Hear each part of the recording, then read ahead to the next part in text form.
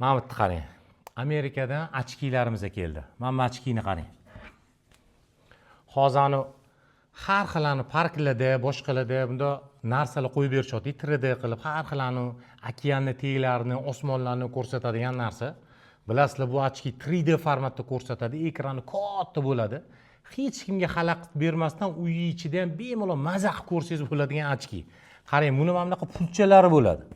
Qo'lingizga shundoq ushlab olasiz. Eng qiziq narsa, qanaqadir bitta kerakli sportni ham bitta yoqib uy ichida shug'ullansangiz ham bo'ladi o'sha sport bilan. Mana shu ikkita pultni qo'lingizga olasiz, o'zi ochkini taqqaningizda shunda o'sha shu ochkini ichiga tushib qolasiz. Vaqti boshqacha tushaynadi. Ani ishdan charchab kelganingizda 15 minut bitta taqib qanaqadir chiroyli prirodani ko'rsangiz, shunaqa maza qilaverasiz, ishoning, men qoyil qoldim.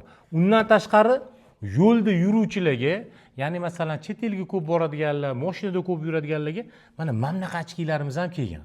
Bu ochki ham xuddi shunaqa telefonga ulanadi, telefon orqali xohlagan narsalarni ko'rib ketsanglar bo'ladi. Yo'lda, mashinada albatta endi rulda emas, masalan yonida o'tirib, samolyotda ketayotganinglarda shunda taqib olasizlar. Zuvchanalar ham shunda o'zi faqat sizlarga eshitiladi. Hech kimga xalaqit bermaydi. Mana o'zini original bunaqa mikrofonchalari bo'ladi, quloqqa taqadigan. Hech narsa naushniklari bo'ladi. Quloqqa taqadigan hech narsa hech kimga xalaqit bermaysizlar. Maza qilib ko'rib yoki kerakli narsani nima deydi, ishlab ketsanglar bo'ladi. Ikki xil ko'rinishda bor bu ochkingizning. Pro modeli ham bor, yangicha varianti. Ko'rinishi xuddi shunaqa bo'ladi-yu, lekin ichida ba'zi bir funksiyalar qo'shilgan. Bu toza amerikanskiy ochkilar. Kimga agar shunaqa original ochkilar kerak bo'lsa, pastki raqamlarga aloqaga chiqsanglar, yana batafsil tushuntirib beramiz.